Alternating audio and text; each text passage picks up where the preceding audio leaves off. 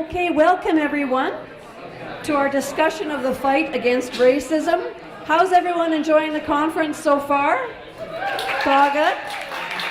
Good. Well, we have three dynamic and dynamite speakers to continue the trend in this discussion around the fight against racism. My name is Valerie Lannon. I'm a member of the Toronto West branch of the International Socialists, and I'll be chairing the meeting today. Before I go any further, I want to provide the First Nations Territorial Acknowledgments. This land that we're on in the University of Toronto is the territory of the Huron-Wendat and Petun First Nations, the Seneca, and most recently the Mississaugas of the Credit River. The territory was the subject of the Dish with One Spoon Wampum Belt Covenant, which was an agreement between the Iroquois Confederacy and the Ojibwe and allied nations to peaceably share and care for the resources around the Great Lakes. Today, the meeting place of Toronto is still the home to many Indigenous people from across Turtle Island, and we are grateful to have the opportunity to work in the community and on this territory and support all struggles of Indigenous peoples. I'll introduce each of the three speakers, but the format of the meeting will be that each speaker will present for about 12 or 15 minutes each, and then we'll have about a half an hour or so for discussion from the floor, so you could be asking each other questions or posing questions to the speakers, and they'll just take note of the questions. It won't be a back and forth kind of thing. So after we've had the discussion at the floor for about half an hour or so, then each speaker will have about 5 minutes to wrap up, and I'll be taking the speakers list, etc. So we have these wonderful speakers. The first speaker will be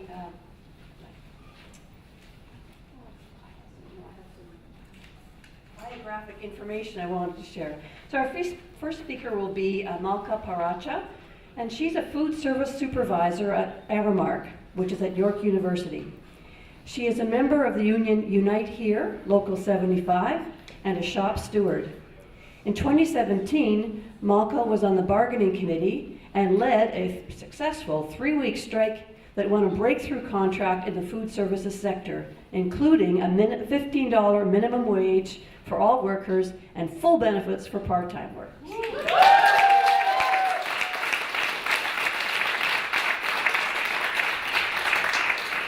But significantly, the strike also took on Islamophobia and anti-black racism in the workplace. As part of the broader Fight for 15 and Fairness campaign, this strike helped win new labor legislation, including extended protections against contract flipping and more. Our second speaker will be Chantal Sundaram, who is a leading member of the International Socialists in Canada and a member of the coordinating committee of the whole Association of Quebec Solidaire. She is a former student activist and a longtime labor and civil liberties activist currently based in the Ottawa Hull area. She is the author of the pamphlet Islamophobia and Capitalism and a founding member of several movements against Islamophobia, including Project Threadbare, the Presumption of Innocence Project, and Justice for Mohammed Harkat. Our third speaker will be Sandy Hudson, who's a community organizer and trade unionist who has spearheaded anti-racism and anti-violence initiatives. Sandy founded Black Lives Matter Toronto in 2014. Yes.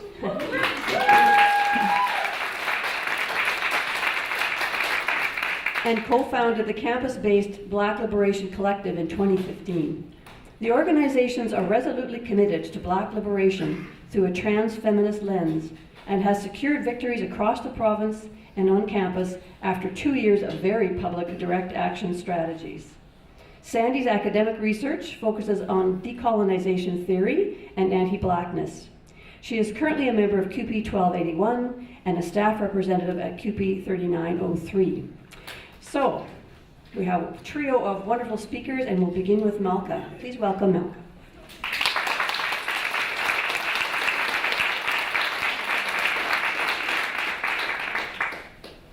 Good afternoon, everyone.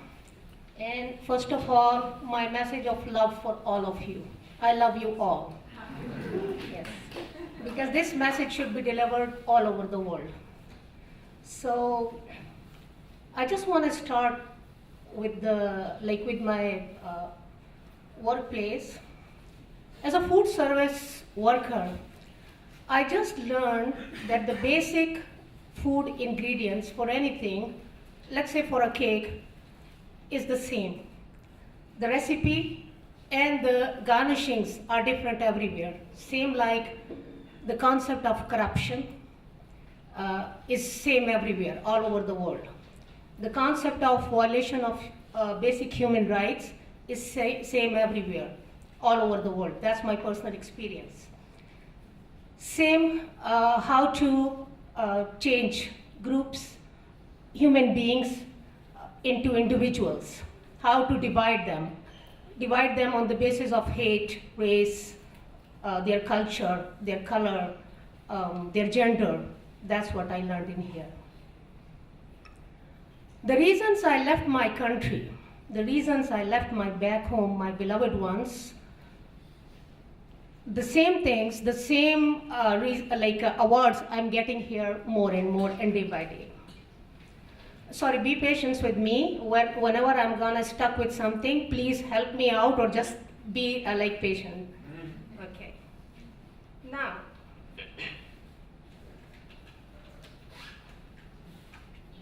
so I just am thinking sometimes, whenever I'm having some time, I'm thinking that who was that genius intellectual, the person or the group who divided all the human beings into genders, into colors, into different religions, and he created another new concept, how to divide and rule. And the more I was thinking on that, the basic rule, the golden sayings of the day I learned, use the power to abuse. And I believe in this. But the more I'm thinking about this, how to use your power to abuse, how to get more organized, to fight back, and to kick back on their faces. I don't want to use any bad word. Okay. So today I'm not gonna talk about golden words or different work I did. I just want to share a few of my experiences. And I'm going to share my latest experience at Pearson Airport, how I was treated there as a Muslim. And I love that because they are the one who are teaching me how to get more organized, how to get more involved into this fight. So I was at Pearson Airport heading towards Edmonton to see my daughter because she was in a crucial situation in the hospital for a major surgery. And I was getting late because my flight time was because of the big, huge lineup. So I requested so many supervisors, managers, whoever was in the uniform, that please, I'm getting late and it's an emergency for me. Could you please help me? So they said, they called one of the senior person, I don't know, maybe she's a manager or maybe on a bigger designation. She came to me and they were so loud and in public. They said, you know, miss, after 9/11, we need to check you. Even though I was just having this bag and one hand carry, I say, really? I say, okay, open my bag and check it. And then another supervisor, she came to me, 3 of them, they just they stand around me. I thought maybe I'm trapped. So I say, okay, open everything. So they said, you should realize that, okay? And remember this, after 9/11, we need to check your bag, your luggage. I say, I don't have any luggage. I have just one hand carry and one bag. And on that day, I missed my flight. I didn't make it to go to the hospital and see my daughter. And when I asked them for a refund, they refused to refund me. Second incident, which happened to me, and I'm enjoying those incidents. I'm not mad at anyone because I'm learning more and more. And I'm getting more strategies how to organize myself, my fellows, and whoever are in this situation like me. I went to Rogers Center, it was I think under Aramark in the catering for an interview. Before I want to explain that incident, I just want to ask you a question. What does this mean to you, my audience, my fellows, my listener? Can anyone please explain this to me, non-Muslim? What does this piece of cloth means to you? Please, I need an answer. Negative, positive, whatever. Humility, rejection of vanity. Sorry? Humility, it's about rejection of vanity. Anyone else? It's your choice. Okay. So for me, it's just, I'll explain this in such a manner which will be like acceptable for everyone. Maybe it's a kind of my recognition. Maybe it's a kind of my symbol of a Muslim. That's it, nothing more than this. So when I was been in the Rogers Center for an interview, the executive chef, before seeing or have a look on my resume, oh, so you're a Muslim, right? So you know that about, I don't know, ISI or something like that. I even didn't know that what kind of organization is this. So he said, no, I have no idea. Could you please just explain this to me? That was the question for a person who was applying for the position of an assistant manager in the food services. I say, I even don't remember the name, ISSI or ISI or something. So I say, excuse me, can you please just brief me a little bit about that organization because I'm not familiar with that. So he said that those are the terrorists, Muslim terrorists who are killing people, blah, blah, blah, blah, blah, so many things. So I said, really? I even didn't know that. So did you see me, someone killing in here or hitting you? Or, okay, so I said, you heard this, you read this? Did you observe this personally by yourself? Did you witness with your eyes, with your ears by yourself? He said, no. I say, so what is the authentic source of observation or be a witness when you have the same experience? When you are a witness to watch anything, then you can blame a person for any ABC thing reasons. My third experience was in the Heart House, the lovely Heart House. I love that building. Again, as a food service position. Before going through my resume, they just like try to shake hand with me. So I say, I'm sorry, I apologize, because like it is not in my religion. I'm not comfortable with shaking hands. Okay, miss, you can go, thanks. So those are the things which happened to me. And then whatever, like the most popular incident, I'm talking everywhere about that because that was, I believe, the most powerful punch on us to be more organized. I applied in my company, Aramark, because I believe that I do have proper qualifications. I'm legally, I'm having a right to apply for that position. And I'm having sufficient experience under the Aramark to apply for that position. So I applied online and I got right away a call from the head office that you're having interview on this and this date. In a bit, my manager, she came out, she took me into the office and she said, you have been rejected, Malka. I said, really? I'm rejected, but for what reason? She didn't reply me at the same moment. She called me after 10 minutes and he said, you know, Malka, the reason is that you're wearing hijab and you're not presentable. And you're not okay. No, I believe I'm the most presentable person now. Yes. So, thanks. I love myself because I got a lot of love from you guys. That's why I love myself. I'm presentable. That's why I'm here in front of you. Different cultures, different races. Thanks. Thank you so much. You want to ask something? Or just, okay. Solidarity. Thank you. So she said, you are not okay to meet with the official delegations because you are not okay. You are not comfortable with shaking hands, to hug people, this and that. So I say, can you please just tell me, I'm here for my work or for my personal appearance? She said, you know, this is Canada. First personal appearance and second your work. So after that, I refused to work. Okay, first let me go into the washroom, sat up, a nice cute face, with some makeup, with some lipstick, this and that, and then I'll come back to work. No worries. Second time, I was asked by the director, female director of my company. If you want, I can mention their names as well. She told me, Malka, you know why your management is not okay with you? They didn't know. I know why they are not okay with me, because they turned me into a big, huge fighter and a leader. That's why. They said,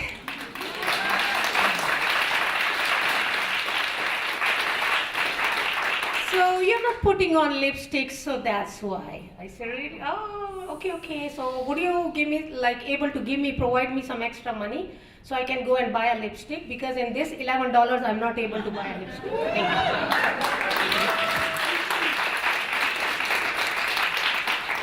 Third time, I was asked, my lovely, handsome, gorgeous management member, you need to chat like in your free times with your managers, directors, create some connections. So I say, do I need to create a connection to do a pasta or to do a stir fry? You want me to create some connections? What kind of connections? Just sit down with them and talk to them. I say, I'm old enough to talk with them, sorry. So, and the third time, like, I was utilizing my own break, which was not paid for my prayer. And like 3 or 4 of them, like, they were getting crazy. Oh my God, she's praying, it's a misuse of time, this. So they just told me, Malka, you said that your Allah is everywhere. I say, yes, Allah is everywhere. So you can even pray in the washroom. So, in the washroom, let's go and create like all the religious centers in the washroom. Let's go together. So, and like except Muslims, I'm a witness of one of my fellow. She was from the black community, and on that day, the incident made me cry. I cried a lot for her because she didn't have the courage to speak up. She's a bit loud person with a very pleasant personality. She's having, for me, excellent customer service. Because when she's welcoming her customers like that, good morning, my beloved ones. So she got a write-up. And then, sorry about my language if I'm hurting someone, but there was a white customer. She complained that this lady was so loud and it's a kind of harassment and this. So all the management team, they pulled that poor person, that poor worker in the front food cafeteria in front of all the customers' guests.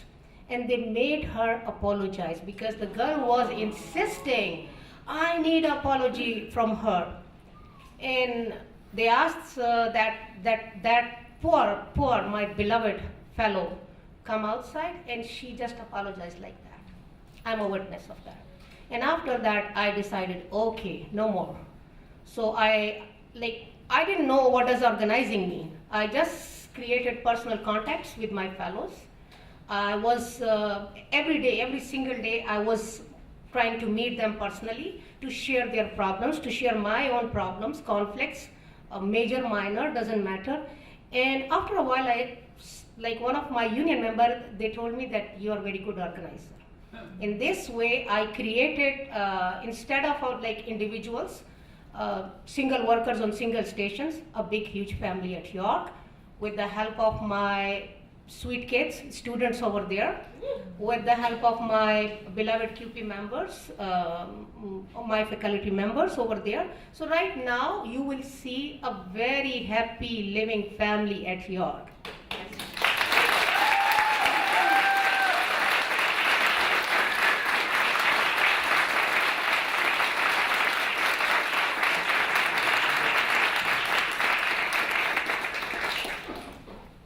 Well, I'm really honored to be on this panel with these two amazing women. And I'm going to try and sort of follow from not so much about personal experiences, but what I think they tell us about the context that we're living in right now. Because I feel, I want to start by saying that there's a lot of Canadian smugness about racism.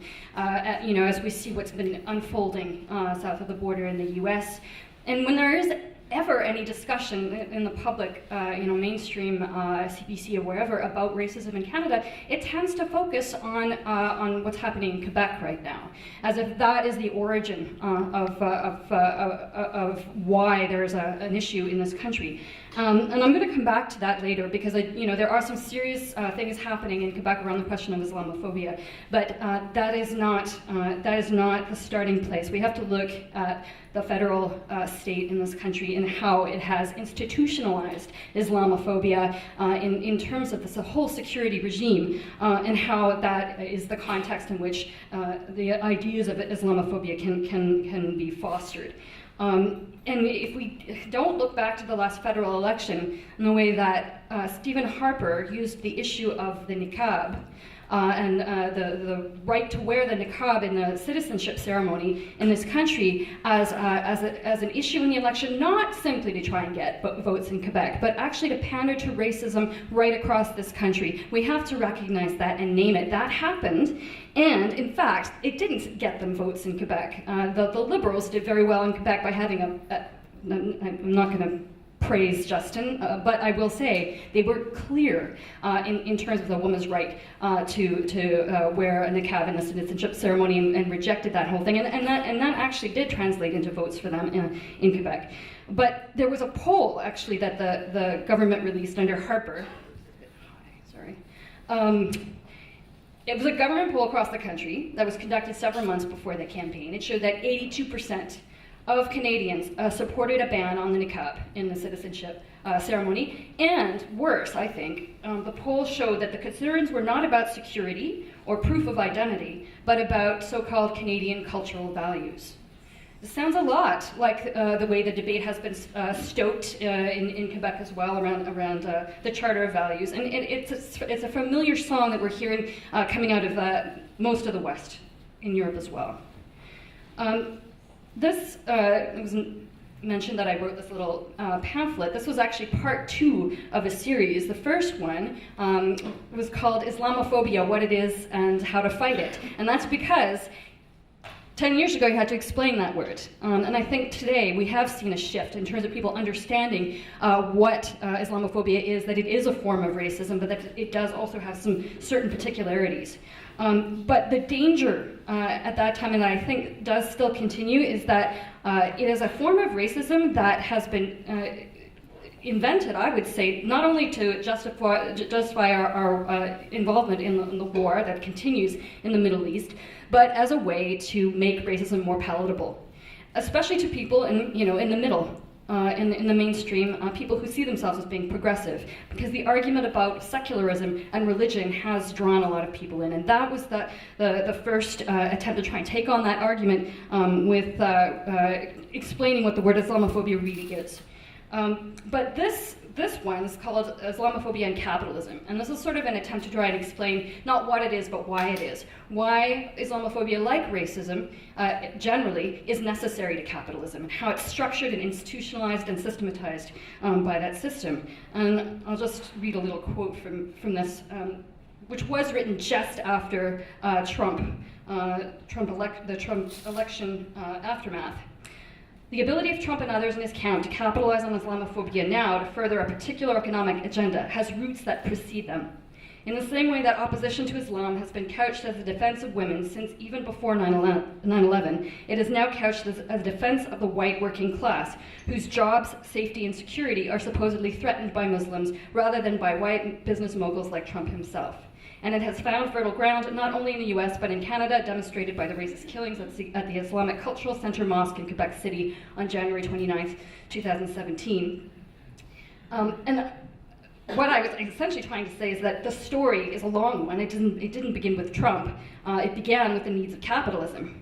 But, of course, we would be completely blind to not see the urgency of the moment that we're in today, that there's a particular way that racism and Islamophobia are being stoked. And the way in which the alt-right and the far-right are able to take advantage of that. I wanted to say that there was a study that was just released last week, last Monday, that's provoked a lot of debate about how it is that the far right and the alt-right have been able to get a hearing. And it was a study by a political scientist, a poli-sci prof at the University of Pennsylvania, Diana Mutz. I don't know if people have seen this, but she looked at people who flipped in their voting patterns from voting for Barack Obama to voting for Trump. And she basically makes the argument that her findings show that we can't draw a link to economic hardship to explain those votes. That what people were responding to is a global decline of the U.S., more non-white immigrants in the U.S., and the whole question of trade. And she says, rather than seeing the 2016 election as being about economic hardship, she says it was about dominant groups that felt threatened by change and a candidate who took advantage of that trend. For the first time since Europeans arrived in this country, white Americans are being told they will be a minority race. So, I mean, I found this very interesting. I think that she is asking some important questions in this. I mean, she is documenting that it's not true that, that all white, poor, working class people bought into a racist argument and voted for Trump. And it's also true that we can't make a direct connection that someone lost their job and then became a racist, that kind of crude argument is a problem, and it can lead to an apologist kind of argument. And the best example of this, I have to say, is Roseanne Barr. The notion that you can create a noble kind of narrative about why people voted for Trump, and it's dangerous, and I think that's what Musk was trying to take on. However, she also doesn't provide any kind of other alternative explanation for how we ended up in this situation where people are buying into racist ideas. And I think it's important to come back to an explanation, because to explain something is not to justify it, but it isn't really key in terms of being able to be effective resistors to racism. To argue that a systemic cause does not have to be about narrow economic conclusions that can be shown in that simplistic kind of way doesn't mean that you don't see the picture, the context that creates anxiety and alienation that can be stoked very intentionally by right-wing and racist arguments.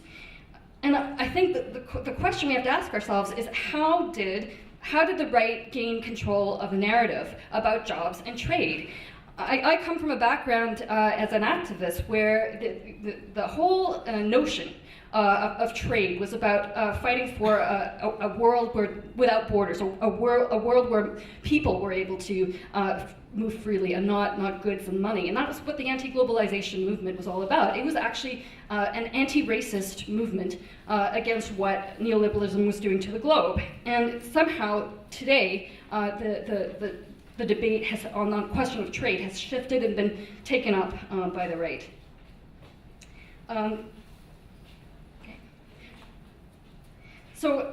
But I think the question that it leaves us with, the answer that it has to leave us with, is that it is not enough for people to resist the things that they feel that are in front of them in terms of job loss, cuts to public services, raising the minimum wage, the things that people face on a day-to-day basis that produce struggle, in and of themselves don't provide people with all of the answers that they need. And I think that is unfortunately part of the story about what has happened in Quebec, which saw an amazing and incredible Maple Spring and a movement against austerity that did unite people in a lot of these battles in a way that was where the arguments of the left, of progressive people, were the loudest. And still, it wasn't enough to prevent the rise of an alt-right and quite a large far-right movement as well. And the reason for that is that racism has to be taken on directly within struggles. It's not something that will simply be solved by people seeing a common interest and automatically letting go of those ideas. And I think one of the key tests that we're going to see, I can certainly say because I'm involved in doing activism in Quebec, is around a young woman named Sondos Lamheri. She's become very well known in the news in Quebec, but maybe not so much here. She's a 17-year-old student in the police academy who wears hijab. And this is going to pose a question, and I should absolutely say that I believe that the police is a fundamentally racist institution. It's part of the systematizing, the institutionalized racism within coercive structures of the state that permeates all of the justice system, so-called justice system. However, to say that that is true Does it mean that we can be indifferent when a woman in any occupation, including the police academy, is going to be attacked for her right to wear hijab? And this is going to, I think, especially in the next while with an election coming up in Quebec, these issues are going to be really, really important for progressive people to take on.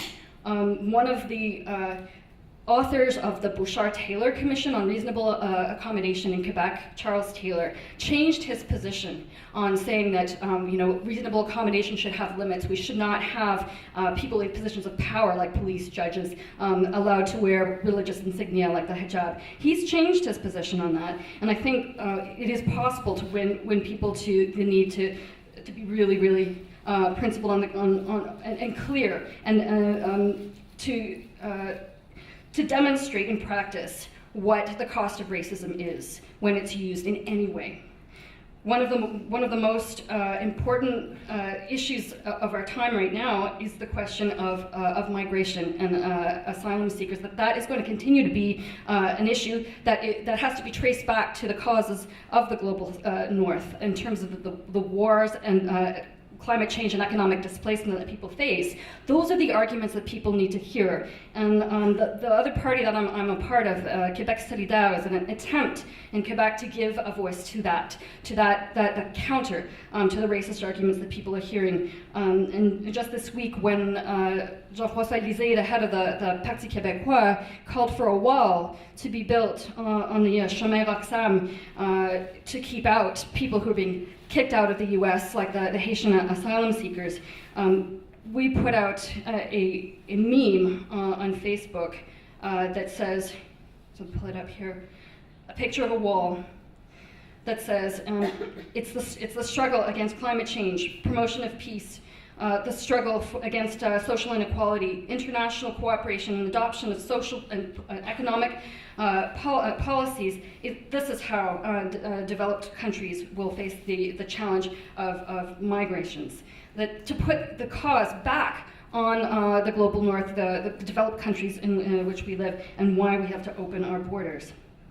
So I will just end by saying I think there is a tremendous amount of opportunity in these times for those arguments to hold sway, but they do have to be very, very specific. In every single one of our movements that we build in the labor movement, student movement, we have to make a specific voice heard around Islamophobia and racism. Thanks.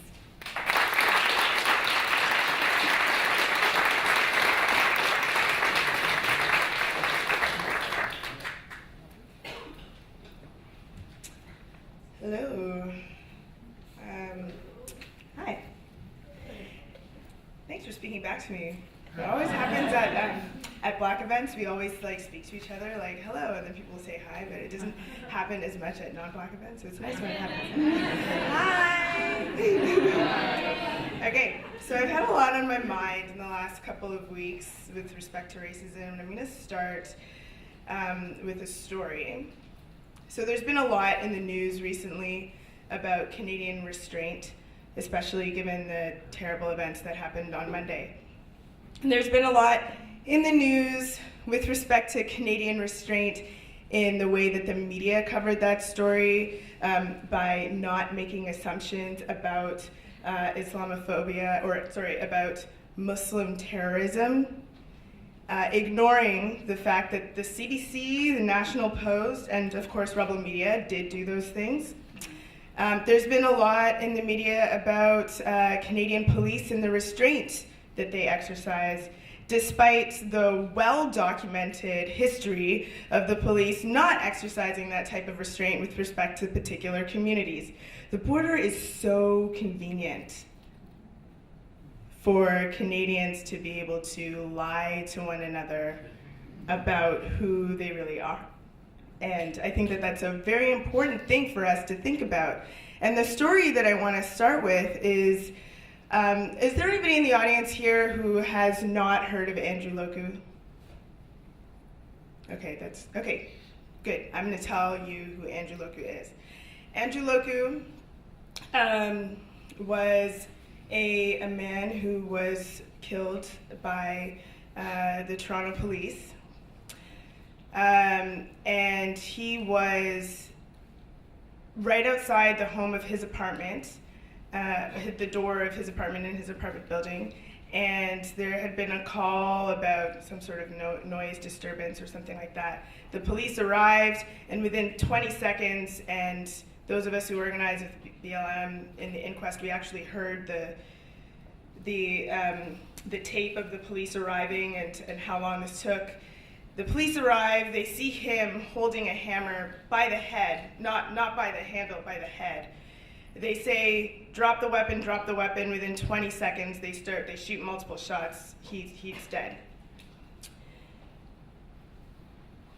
During the inquest, a police officer who wasn't the police officer who killed Andrew Loku, but had interactions with Andrew Loku earlier that day. And Andrew Loku was living in housing that was dedicated to people who had mental health issues or concerns. He had earlier been at Afrofest, which is a festival that happens in the summer in Toronto, and he had been driving home on his Vespa and had entered by accident an on-ramp to the Don Valley Parkway. And so a police officer had picked him up and taken him home earlier that day. That police officer took the stand to defend the actions of the police officer who did kill Andrew Loku by saying that Andrew Loku was childlike, by saying that he looked disheveled earlier that day, and that he looked like he didn't know how to take care of himself.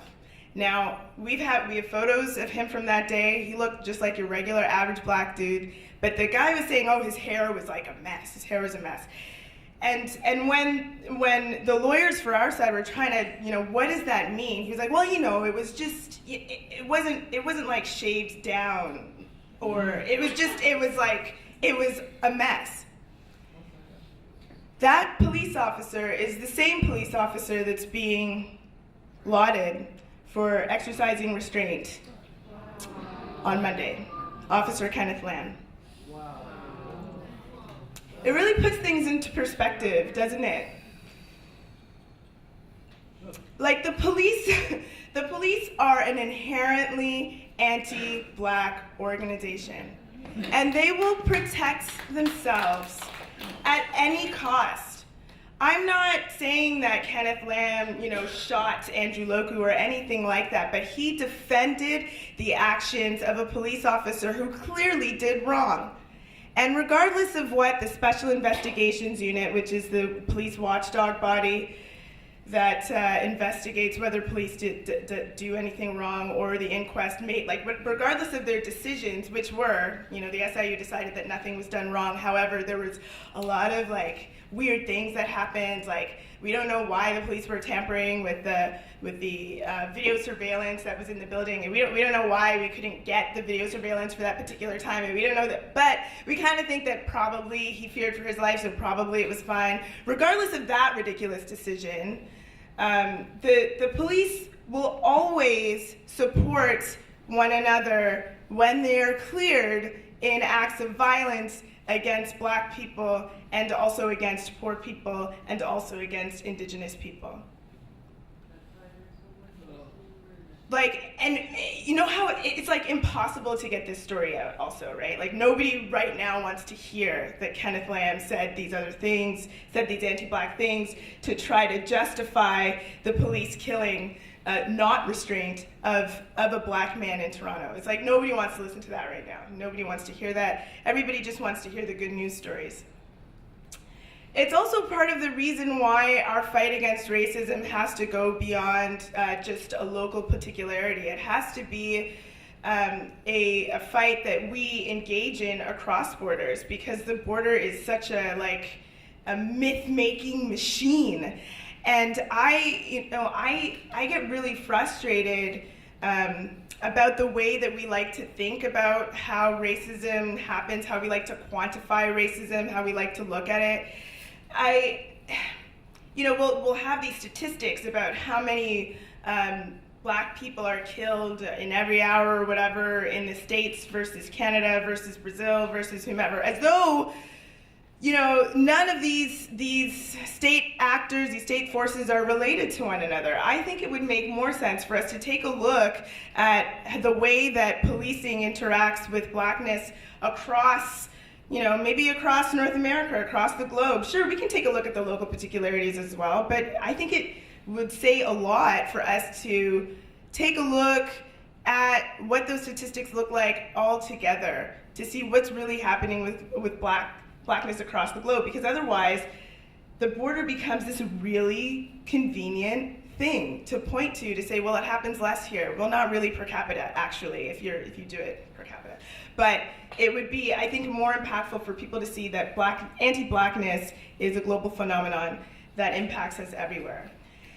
The other thing that I think we really need to talk about with respect to anti-black racism and some of the most urgent things that we're talking about right now, when we're talking about policing, is, as elections are coming up, I know this is going to be the type of rhetoric that we hear, is about, what we're going to do on crime, how we're going to address policing, blah, blah, blah, blah, blah.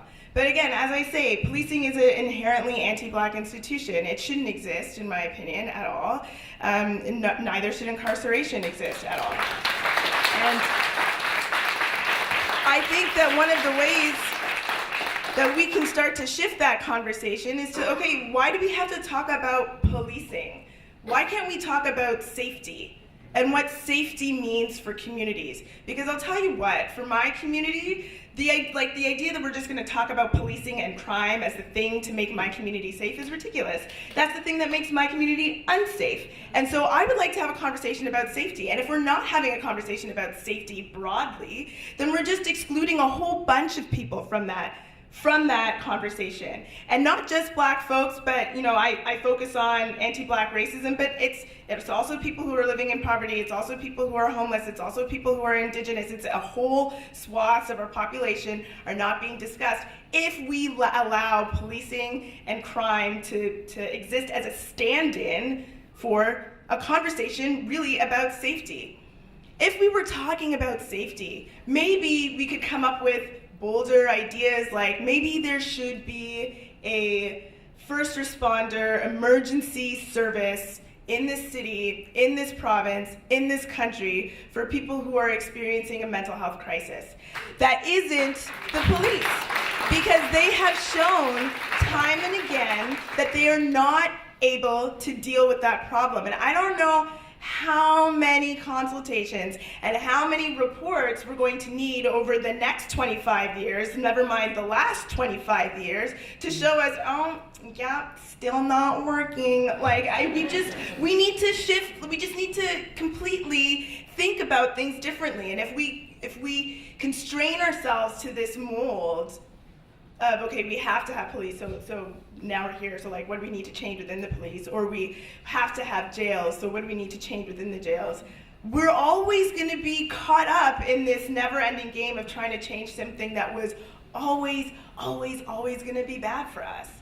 I mean, the history of the police, some of you may already know, are such that they were, meant to protect the property of wealthy French people, and that property included slaves. And so, the police had slave catching, that was the beginning of their impetus. And everything, the way that we're carded now can be traced back to police slave catchers asking for manumission papers from black people, that there's an actual clear line. There's no way we're gonna fix this institution. It's not gonna happen. We just can't remold that into something good. It was never meant to be good. We can see that by the way that, when black folks, when women, I'm thinking a lot about the last week, a friend of mine was targeted by a lot of misogynist groups on the internet. When these types of threats happen, the police aren't really all that concerned with making sure that we're safe, but when a threat happens to somebody's property, somebody's business, and so on, we know that the police spring into action. So I want us to talk about safety.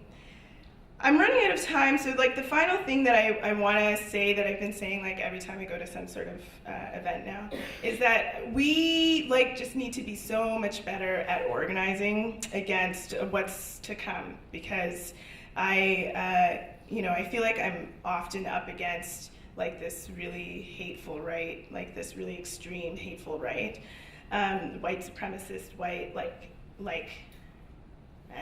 troll war thing that's happening, but it's not just trolls, it's like in real life also. And people don't been attacked. Another colleague of mine has been attacked online by trolls who were seeking to demean her work as a Black activist. And I just I've become very, very aware in the last 5 years of just how organized the white supremacists are. And I mean, we can see it. It's now so blasé to talk about white supremacist issues in the mass media. That's regular shit, and that wasn't regular shit 10 years ago. Okay, so their activism has shifted our culture massively, and I don't think we are ready to respond to the white supremacist, anti-Black onslaught that's about to permeate our culture with the opportunities of the elections coming forward, with all sorts of other opportunities that are coming forward. So I think we have to figure out more pathways, more streamlining ways of training young activists. We have to figure out ways to get people trained, to get them the skills that they need, to get them the knowledge that they need, the political education that they need, events like this for sure. But more than that, we have these institutions, we've got these unions who I know used to put a lot of money into the NDP for elections, and that's not allowed anymore. So why don't we just take that money and make some sort of other institution where we're streamlining activists? I just feel there's so many ideas that we could have, but this is a really urgent issue. And it's gonna affect those of us who are darker, who are women, who have disabilities, who are poor, faster than it's going to affect other people, and it's already doing that. And if we're not paying attention and making these interventions from now, we're going to be too late. The creeping fascism is kind of a scary thing, and it doesn't seem too far off to me that this is something that, our world can look radically different in the next 5 years with respect to who's able to just live with dignity, with liberty, with freedom. And I want us to really think about putting our feet to the ground and organizing and creating new organizers and growing our organizing capacity. I'll leave it there.